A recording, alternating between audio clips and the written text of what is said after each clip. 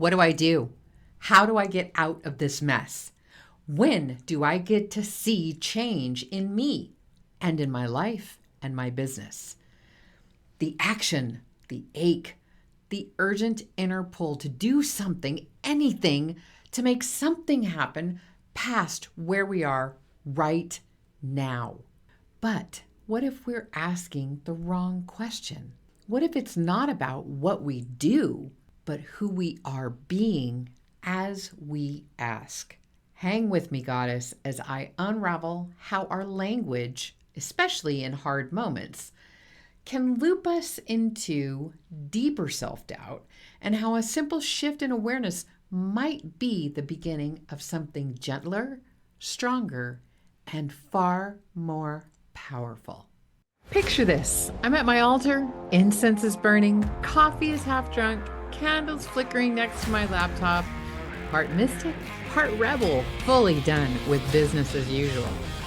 This is Awaken Your Biz Goddess, a podcast for wild-hearted women who never fit the mold and aren't about to start now.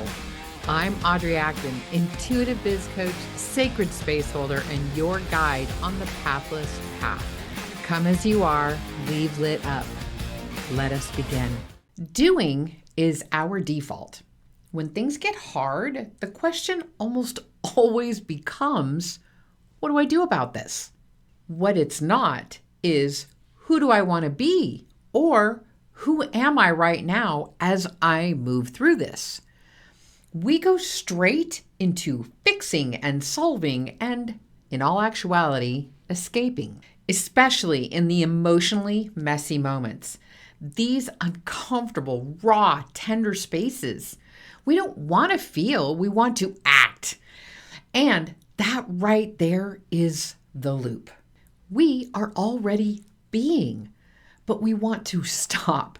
We want to stop being in pain, being in grief, being unsure, being stuck.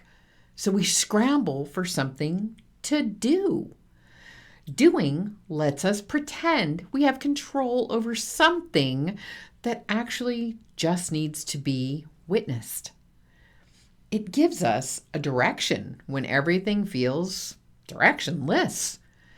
It makes us feel productive in the face of pain. The doing sounds like a step in the right direction when we can't seem to take one more step through the beingness of where we are. And let's be real, doing is safe.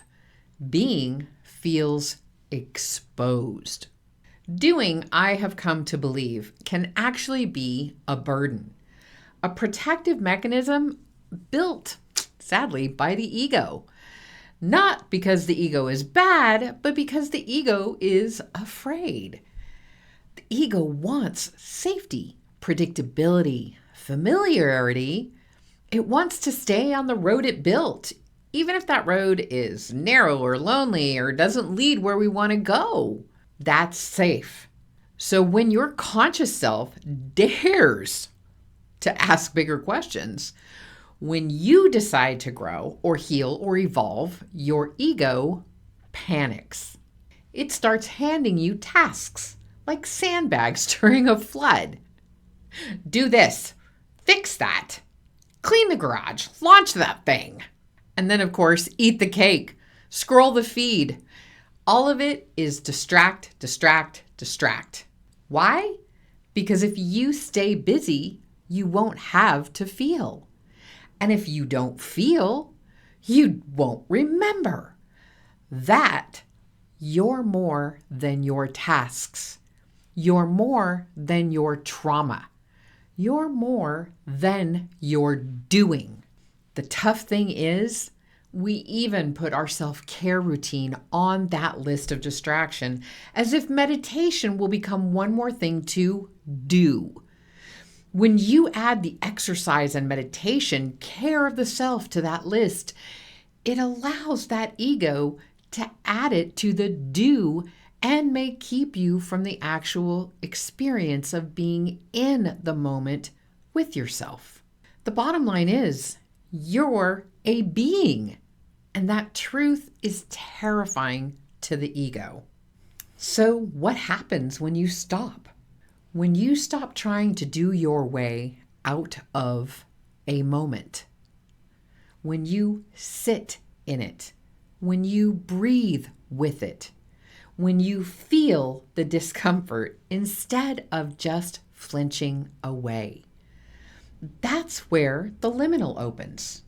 That's where growth starts, not through action, but through awareness. When we allow our emotions, those energies in motion, to move without blocking or redirecting them through reaction, something deeper happens. We become something new. It's not easy, it's not tidy, but that moment where the ego is screaming, "You don't need to do this," that moment when it begs you to move on, to distract, to numb, that is the moment where you meet yourself. When you open the closet inside of you and take a peek inside that dark space. The messy, awkwardly hung clothes, the shoe boxes stacked with shoes you've never even worn, childhood remembrances piled in the back, and maybe even stuff you don't remember buying.